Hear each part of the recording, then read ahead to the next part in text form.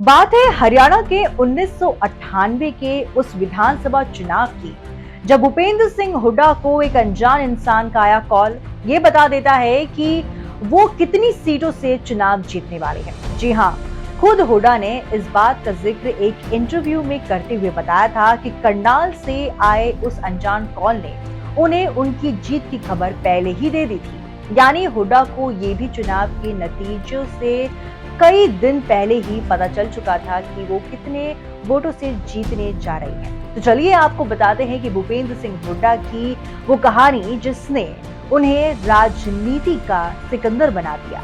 भूपेंद्र सिंह हुड्डा हरियाणा की राजनीति के वो नेता जिन्होंने न सिर्फ राज्य में अपनी सत्ता जमाई बल्कि देश के पूर्व उप प्रधानमंत्री को 3 बार हराकर कांग्रेस पार्टी के लिए वो कर दिखाया जो पिछले 40 सालों में किसी ने नहीं किया था। अपने समर्थकों के बीच प्रधान जी और जनता में भूमि पुत्र के नाम से मशहूर भूपेंद्र सिंह हुड्डा ने 2005 से 2014 तक हरियाणा के मुख्यमंत्री पद की कुर्सी संभाली। हुड्डा को राजनीति विरासत में मिली है। उनके दादा दुष्यंत सिंह हुड्डा स्वतंत्रता सेनानी थे और लंबे समय तक राजनीति में भी सक्रिय रहे। वहीं उनके पिता रणबीर सिंह हुड्डा भी नेहरू और इंदिरा के करीबी थे। यहाँ तक कि आजादी के बाद 1952 में हुए पहले चुनाव में रोहतक सीट से जीत दर्ज करने वाले पहले सांसद भी हुड्डा के पिता रणबीर सिंह हुड्डा ही थे।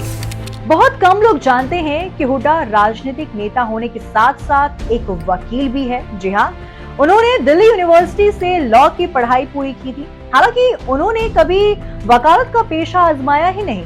देश के पूर्व प्रधानमंत्री और कांग्रेस के दिग्गज नेता राजीव गांधी ही थे जो हुड्डा को राजनीति में लेकर आए।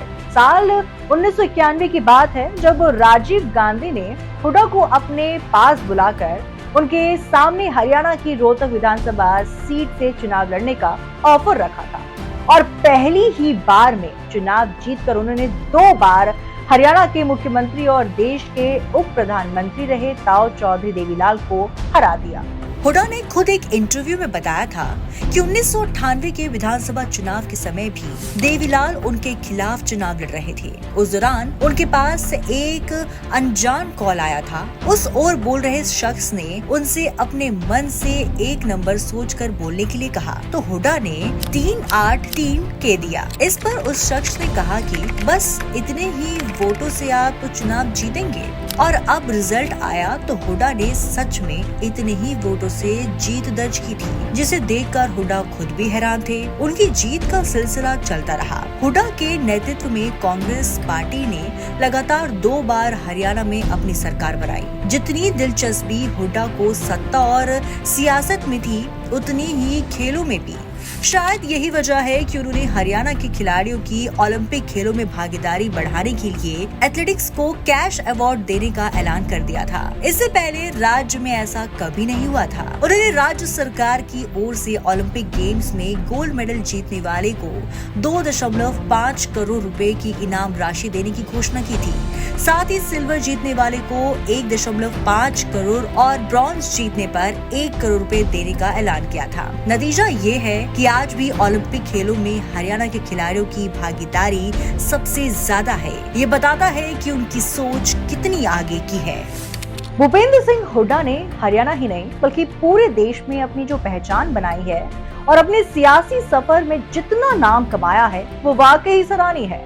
2019 में लोकसभा चुनाव में दूसरी बार जीत हासिल करने के बाद भाजपा ने हरियाणा में 2019 के विधानसभा चुनावों के लिए अब की बार 75 पार के नारे के साथ अपना परचम बुलंद करने की जी तोड़ कोशिश की। लेकिन दूसरी ओर हुड्डा ने अकेले कांग्रेस का नेतृत्व किया और भाजपा के इस नारे को मिट्टी में मिला दिया।